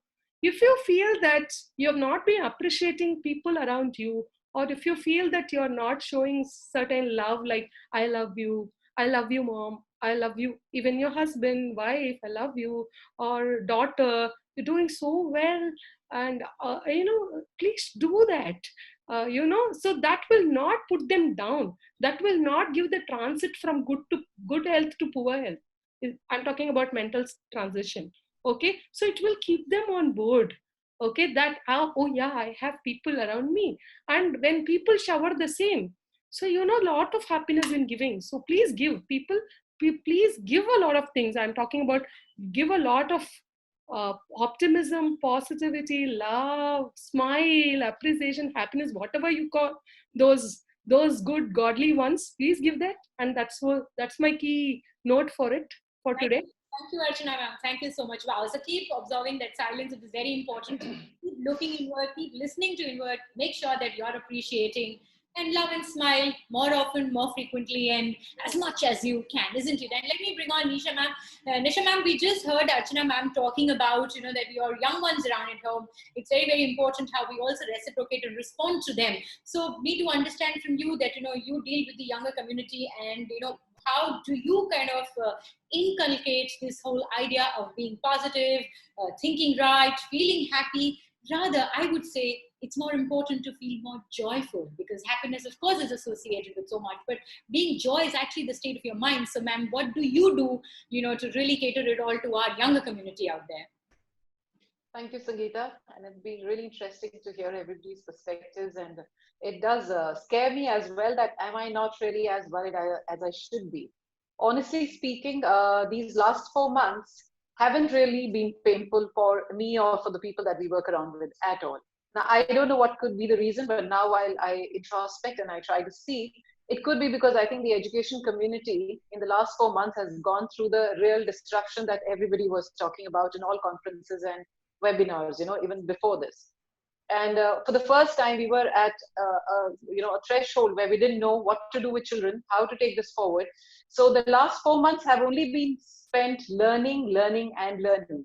And somebody who's as technically challenged as I am, and I hear that most of us are, and teaching community definitely was, because we did use technology, but used it in a very, very limited sense, and now we're using it to reach out to children. So I also take a few classes. We've taken up a good platform through which we try to reach out to children, which is right from pre-nurseries till the older kids. And to do what you do for a pre-nursery child is very different from what you do with a senior kid. And then also to keep your teaching community engaged, teaching community motivated. So we very consciously, and not only now. So the main crux of what the school has always been built on is that there needs to be no fear, and it needs to be a happy space. So this is like 20 years down the line that I've been into the education system. This is the 5th school I'm taking care of. And it's been very consciously put in that there has to be no fear. But yes, there has to be a lot of learning that should go on, and we will push people for learning at times, and then they do realize the sense and the joy in the whole process. So, it's not just that this pandemic has done something very different. When you're dealing with younger children, it's a very unpredictable world that you're as it is in. You go with a certain plan, and it doesn't really work out. Of course, this time it's the degree to which it's brought in the disruption is unimaginable all over the world. And for us, I think it has been a great challenge and a great opportunity to learn. And that can't be anything but a source of happiness for all of us. I think a lot of my teachers are even watching. Such a lot of gratitude that, they all have been so wonderful. We've all come together, and we've all only spent our times reading, understanding, figuring out what to do with children. And then, when you sit down and take a class, like in the morning, I took a class with pre-nursery kids, and there was this wonderful teacher, Garima, who was taking the class. Oh, it was so refreshing. It was just so refreshing to see them giggling, smiling. So, a lot of it, what we're talking about mindset, it is not just now. It's always been a mindset. Like what Samir said, I've always believed that I choose to stay away from controversy. I choose to stay away from politics, and I choose to stay away from anything which is negative. I don't want to hear it. There's a first message that, I've always been given to all my teachers, that there is no room for politics out in this school. You could be a fabulous teacher. You're going to be out in case if you even try doing that. So it's a very happy space to work in. And I think it's a lot to do with how we look at it. It's not that, we got to wait for some pandemic to happen to be happy. Definitely, it is a time for a lot of us to introspect. But I guess, just the way we've been brought up, we've seen happiness in the house. We've seen how important it is to be happy. So why would anybody want to waste time and energy into negativity? And when you put it in place and leave no room for negotiation on that, I think people tend to be happy. So I think we've been a very happy lot. And my son is all the way away from in Hungary at the moment. And I'm not panicking at all that, oh my God, he's so far away. It is his break time. He's doing his engineering. He's on a break. And we chat on the FaceTime. There's a way to communicate. There's a way to connect with people. There's so much new that you're learning. And imagine at this stage, if you get a chance to learn something so new, why the hell would anybody want to be unhappy about it? So I think I'm a lot confused also that am I supposed to be unhappy? but the point is, we are very happy. And I think it's just the space that we are in, because nothing has stopped for the education industry. A lot has happened in the last 4 months in the education space. So, we've really worked what we couldn't do in the last 10 years. When I'm saying we, as in not just my school, I'm talking about the entire school community, entire education community at large. That, all of us have really learned how to connect through technology. And doing it with children is extremely difficult. And if we manage that, I think there's a sense of achievement. So I think that only brings in a lot of gratitude and happiness. So I guess that's where I am. Thank you, Nisha ma'am. Like always, you've infused so much of energy and happiness here. And as very rightly mentioned by you, that yes, I think learning the change around is very, very important. Adapting to age and not really wasting time on thinking how and, but rather, thinking about a lot of solutions. And as you very rightly said, the educational industry itself has seen a paradigm shift in how it is, going out and reaching out to it. the children out there, the stakeholders out there. So that's amazing. Thank you. It was a pleasure listening to you. And with that, I'm going to bring in Dr. Anjali into the conversation. So, ma'am, my question to you is, so much has been now spoken about mental well-being. We need to understand from you and want you to throw some light on the importance of physical well-being, which kind of somewhere affects our mental well-being at large, So if you could just talk a little more on that. Yeah, it was great listening to everybody. Archana was making notes, medical students always make notes. I was making notes of everybody's, first I started with Usha ji, started with Samir, then I started making notes with Mr. Puneet, and then I stopped at Miss Nisha. I said, okay, now I think it's my time to speak. So, happiness is a wonderful thing that we have been talking about, mental happiness, physical happiness. But mental happiness does not come in a diseased body. It's just so sad.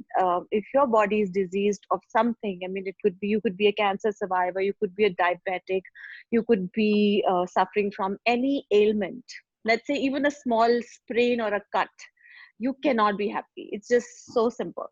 So I think what I would propose to everyone, all the listeners, all the viewers, is please try and get some physical health perspective right now, because COVID has given us one view that we don't need a lot to survive. We don't need so many clothes, we don't need so many shoes, those big cars. The world's become small, it's become very e-world right now.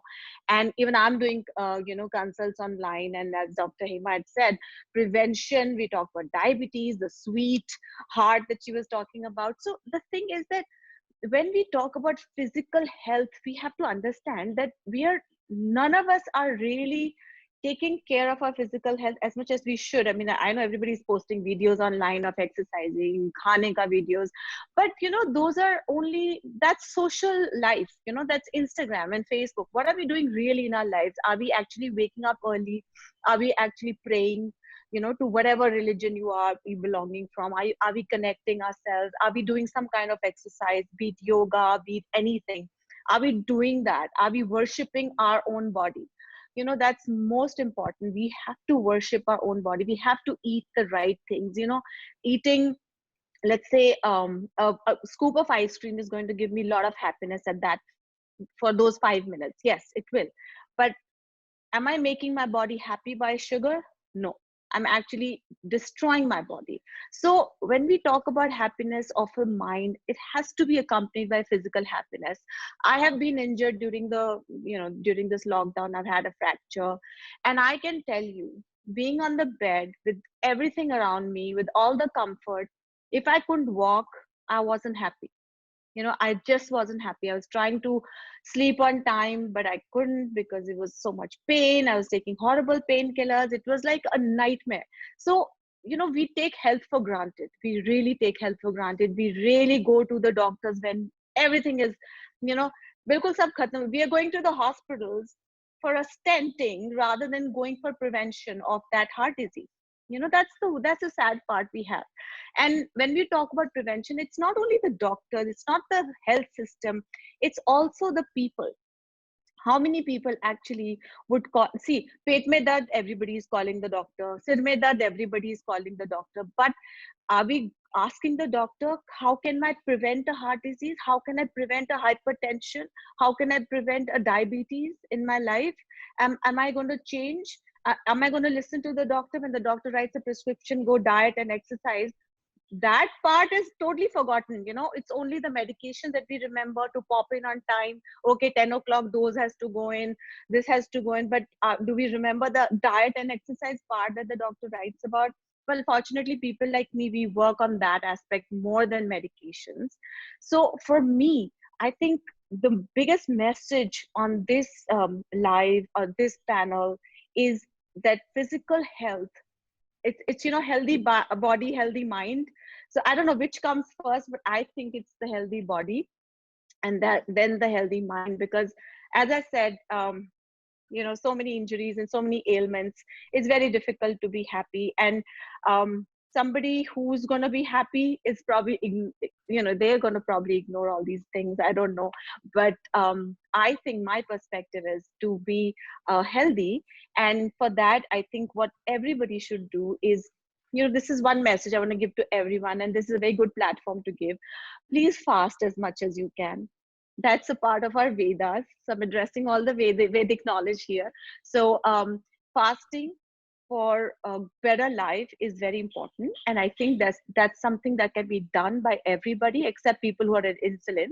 So fasting is one thing we can start with, because fasting will increase the survival, it increases immunity. So like I am doing I have this program on virtual consultations. I have an app, LiveNutriFit. We're doing everything virtually, but in my app there is one button which says gratitude. It's a daily gratitude button. So everybody has to go and complete all the 7 things, and 7th is gratitude. So gratitude is important, but at the same time, so is water, so is sleep, so is good food, and so is exercise. So to sum up everything and not take too much time, I would say, let's start by doing few things in a day, daily, to ourselves, and fasting being one good thing, that one good start. It could be an 8-hour fast, it could be 12, it could be 24 hours, anything that you can do.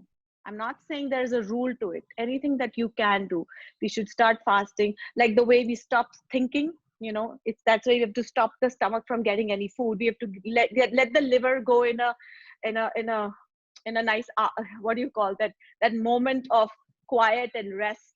So that's my ultimate message. Thank you. How rightly, Dr. Anjali, that you said, yes, how are we going to quiet our minds? While we're talking about silence, it's also important that we start to quiet our organs, and specifically our digestive organs, which are very, very important, who are continuously churning, all that we're eating all the time, at times, of course, the junk foods that you made a mention, ice creams and stuff, and of course, everything else. So yes, what you eat is also very, very important, ladies and gentlemen. Make sure you Hi, Sangita. Just one small request. The last Miss Arshiya will be giving the answer to the next question. Kindly connect to the AsiaOne administrator, Sangita, please. Yeah. Thank you. So Arshiya ma'am, we'll come to you. I mean, because you've been dealing with kids out there, and from you need to understand the true value of actually staying happy and motivated, and not indulging the rat race of life, which I think all of us have gone through. And there's a different lesson now that needs to go to our kids out there. How do you avoid that more materialistic purview? So how do you teach the kids out there? Thank you so much, Sangita. It was wonderful listening to all of you. Since all of you talked about gratitude, so let me begin here. Thank you, all of you, with all my heart and soul. All my gratitude to all of you for all the wonderful things you all have said. So that's my gratitude for today. And probably a different perspective on this. And I hope that you are with me throughout. So as they say, it's all in the mind. If you want to win life, you have to first win your mind. So similar is the case with our children. First, let me just divide your question into 2 parts, Sangita, so it's easy for people to understand. The first being the staying happy and motivated part for children, and the second part being not indulging in the rat race of life. Now, to address the first part, I'd like to tell you that, the value of staying happy and motivated for children. Let me start by telling you like a little story. So here I've become a storyteller, which I go back to my field, which is the education field. And let me know what you think about my story. So there was once a little boy, Albert, who comes home from elementary school with a letter he was told to give his mother. As he hands her the letter, he asks, she read him the content. The mother reads the letter and tells him the school said he's far too intelligent to attend their school, and they are asking for him not to return. His mother, of course, as we all know through background, had the experience of an educator. So she elected to homeschool Albert. And I love this part because I myself have my own homeschool, so I love that. And then he went on to become the greatness that we all are so very proud of. As the story goes, years later, Albert found the letter and read it. And this is what it really said. Dear Mrs. Einstein, we at the board feel Albert Einstein is a distraction and is not mentally equipped to handle school like most of the other children. We are expelling him and he is not to return. Now, whether this story is entirely true or not, but it sure gives us hope and a peep at what positivity can do for a child. I, for one, have always taught children the inside-out approach in life instead of the outside-in approach. Let's not what's around you negatively impact what's inside you, break you or pull you down. Instead, what's inside you, your strength, your positivity, your happiness must shine through. By the way, just a bit of advice. I don't know how many of you seen this. So I'm sure for, especially for Samir ji and people with children around, you all must have watched it. But my advice is watch the animated movie Inside Out. It's fantastic. You all must watch it. Do keep that in mind, not just for your children, but also for yourself. Take a note. Yes, please go ahead. So this inside out approach is taught to the children through the very essential developmental domain, as we call it in our education industry, of social emotional learning, or SEL. It is through this that we teach the children how to recognize and identify their emotions, effectively communicate their emotions, and manage these emotions appropriately. Then we teach them how to be socially aware. We teach them the importance of relationship building and resolving conflict. Now comes the most important part, and I hope all of you take a bit of a note here. We teach them responsible decision making. Now this is for especially all of you who have children, nephews, nieces, grandchildren around. Please take notes. This is the very successful SODAS theory, SODAS. So S is for situation. That's explaining and analyzing a situation. So I'll give you an example while I explain this so it's easy for you and not boring. When Anjali throws a paper ball at her brother Rahul, that's explaining and analyzing a situation. S. O is for options, giving options of the response. Throw the paper ball back, ignore her, or go and run tell mommy. D is for disadvantages. Give them the disadvantages. If you tell mommy, your sister's not going to play with you. A is for advantages. If you ignore her, she may stop doing that and come to you. The last one, SODAS, solution. Ask him to choose a solution and why he has chosen that solution. Ask him to reflect on his experience of the situation and also on the choices he has made.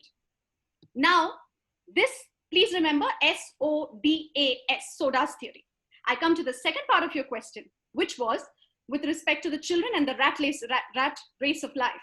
With respect to children not indulging in the rat race, I would simply like to point a question at all of you.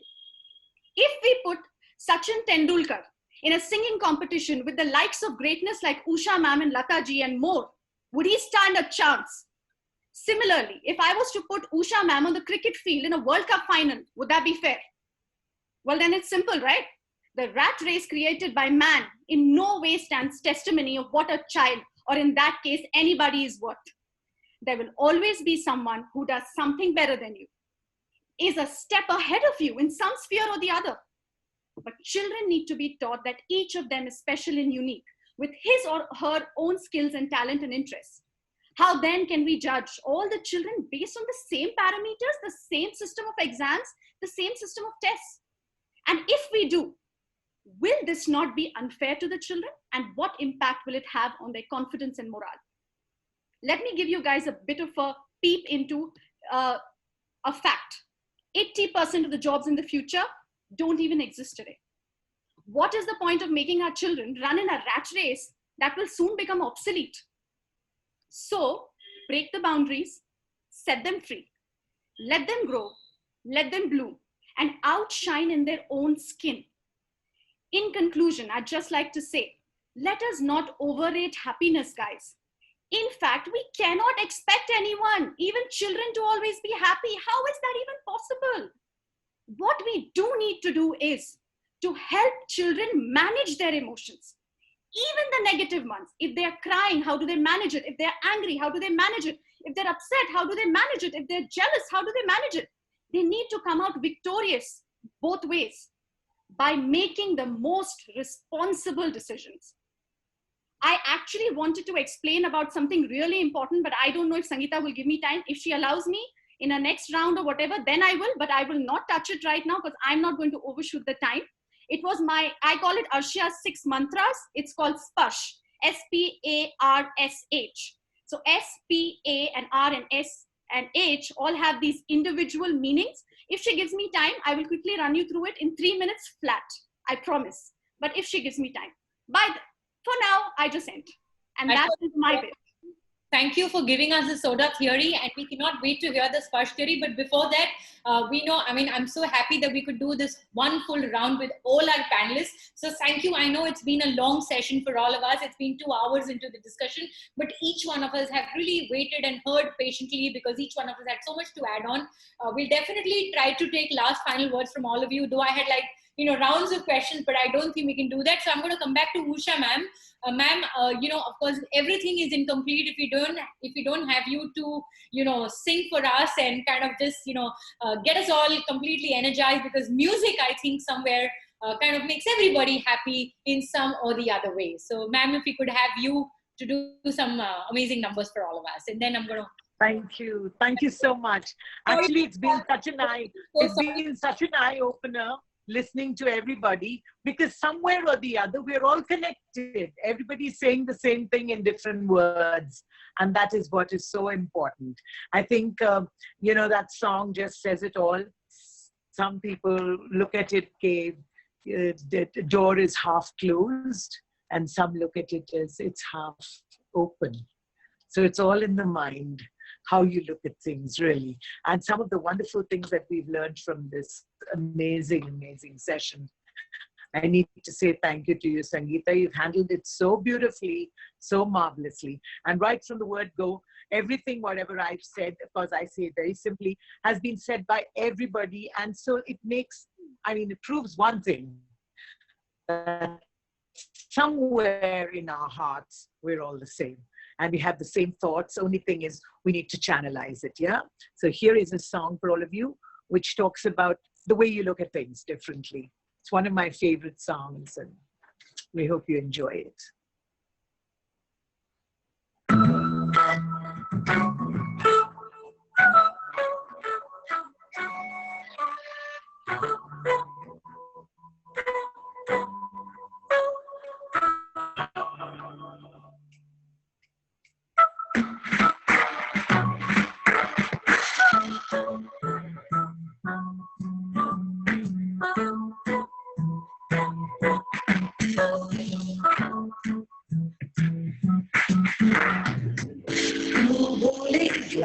आधा खाली मैं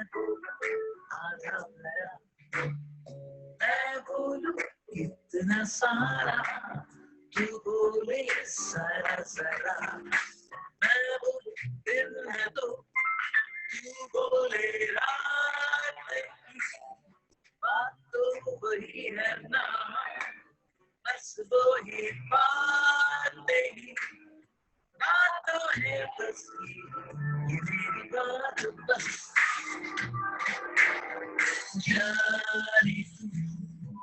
जाने तू ये जाने ना,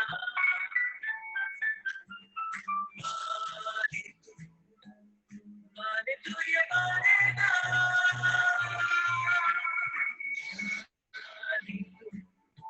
जाने तू ये जाने ना,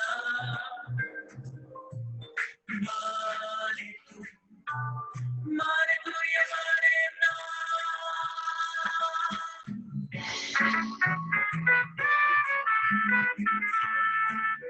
I love you all. Thank you for having me. Dying to say.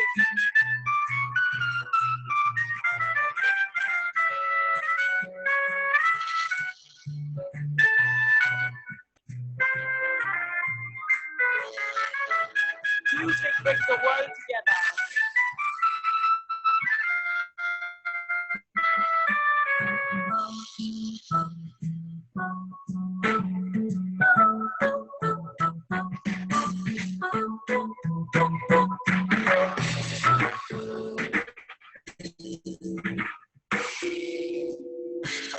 सोचे ये जिंदगी है ये ना बदलेगी, मैं सोच सब बदल जाए ना बदलेगी, मैं सोचूं तू मेरा कोई और नहीं,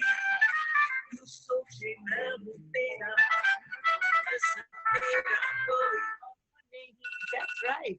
Actually, I wanted to say to all of you that it doesn't matter really whether you think of the glass being adha full or adha. And I think it's so important to realize that different opinions and different ways of talking about the same thing, really. It's so important because you can learn so many things as I've learned today. And I'm absolutely, mesmerized with the fact that the 2 hours have just gone by like that. But of course, I was dying to sing anyway. So. Thank you, Usha ma'am. Thank you so much. Thank you. And well, ladies and gentlemen, I hope you enjoyed our session as much as we've enjoyed bringing it to all of you. And I'm going to take last and final words from all our speakers before I bid them, bye. And of course, so very quickly, Hema ji, your takings from the session and how do you feel? Be happy. That's how we feel. And then, very many important points were said about the pluses and minus, the positivity, negativity, everything will be there. But the mindset which lies within our minds over the matter will define how you will handle these situations. That's what I would like to say. Absolutely. Everybody has to have the confidence within themselves that we can deal with it. And if we can impart that confidence to the people around us, yes, they can deal with it. I think we would have done our bit in this scenario. Yeah. Thank you. Surely. Make sure that you try to touch somebody's life in more positive and more optimistic and more beautiful way. With that, Samir sir, last and final words from you, sir. Yeah, I'll just, for the present situation, to everyone out there, just hang in there. This will pass. Trust me. And I would like to quote one of my favorite lines that I saw in a film, which says that just keep breathing. You never know what the waves will bring tomorrow. So hang in there and trust in God. Keep breathing, people. Keep breathing hard. Anjali ma'am. I think one thing I have to say, I feel so positive and nice after listening to Usha ji.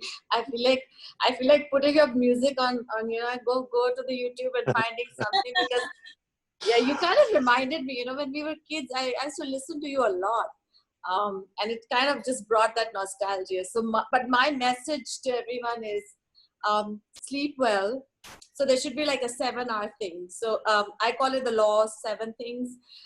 Sleep 7 hours, drink 7 glasses of water, do at least 7 minutes of exercise, think about gratitude, at least to 7 people in a day or 7 things, So this is like a short form of what I call the law of 7. So if you can follow these things and physically you're happy and mentally, of course, we have so many guides and today we have got so much of knowledge to, love ourselves even more.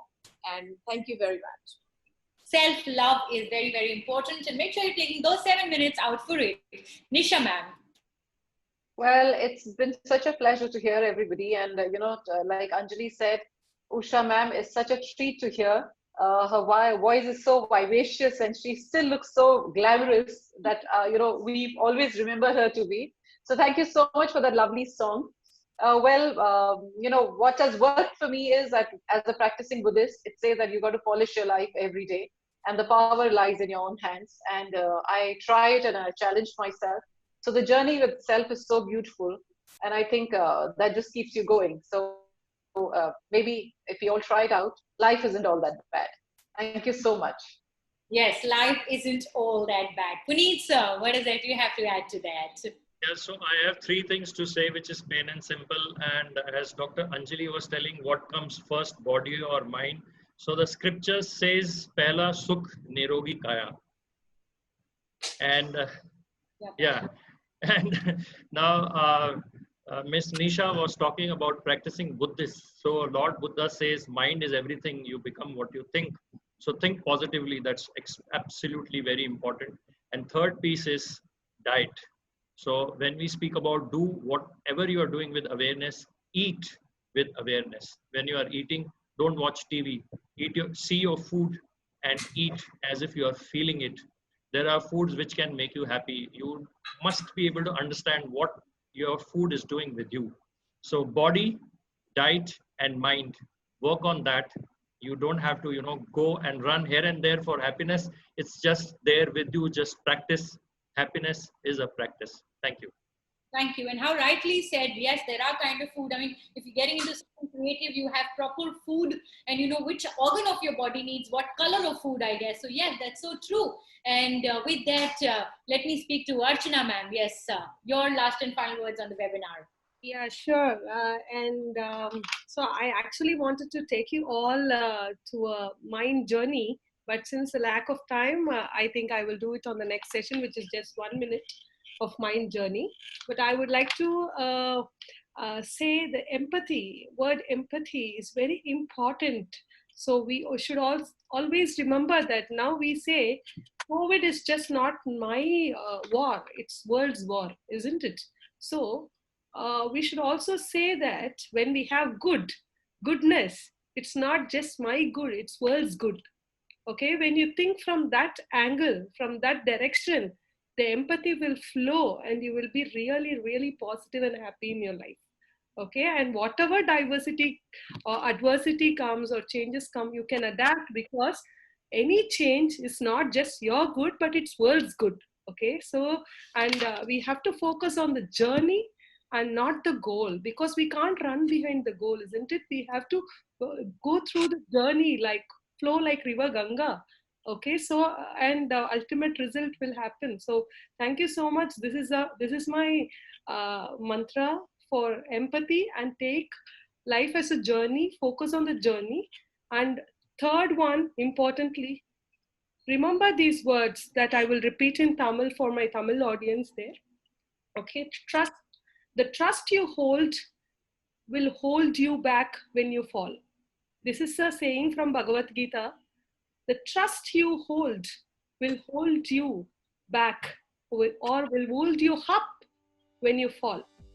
So, எந்த நம்பிக்கை நீங்க whatever the எந்த நம்பிக்கையை நீங்க வைத்திருக்கிறீர்களோ அந்த நம்பிக்கை உங்களை விழாமல் காக்கும். That means it will lift you when you fall. So please hold on to the trust of what you are holding on now. It will lift you surely. Okay. So thank you, Archana ma'am. And of course, Archana ma'am, we'll end it with yours part. Very quickly, we can do that in like a minute or so, and then before we can... I'll just first like to tell everybody that whatever time you have spent here today and given your 2 bits about whatever you feel, in some way or the other, it has impacted someone or the other right out there. So thank you, Usha ma'am. Thank you, Samir ji. Thank you, Puneet ji. Thank you, Nisha ji. Thank you, Archana ji. Thank you, Sangita. We love you. Thank you, Dr. Anjali, Dr. Hema. Thank you, all of you. I just would like to say something that I've said from the beginning, is that it all starts with your children. Not just because I'm an educationist or I come from that background, but it all starts there. You want them to be healthy, you want them to be mind fit, you want them to have fit bodies, or you want them to be positive, you want them to be happy, gratitude. It all starts at that age. It just keeps on growing. So concentrate on that. See what all you can do for the children today. Tomorrow, if any adversity, COVID or not COVID, they will be able to ace it. Always remember, tell your children, don't wait for the storm to end. Dance in the rain. That's my mantra. Thank you, Arshiya. Dance in the rain. Wow, I love that. I love the note that you leave us on. And with that, ladies and gentlemen, yes, while we all talk about, the pre-COVID and the post-COVID era, where we talk about new life, but then I must end by saying a new life, but is a new mind. So make sure that, yes, you are going out there with a new mind. And of course, all our speakers out there simply have infused us with so much of joy, so much of energy, so much of positivity. And you can always reach out to their Twitter handles, to their Insta handles, just in case if you have more questions, you can. I'm sure they'll all be happy to connect with everybody who's watching us. Thank you, all of you. Pleasure hearing all of you. And with that, a big thank you from the AsiaOne family. With that, yes, namaste. This is Sangita saying thank you. Namaste. Thank you so much. Great show, Sangita. Great one. Good work. Thank you, sir. Thank you. Bye-bye.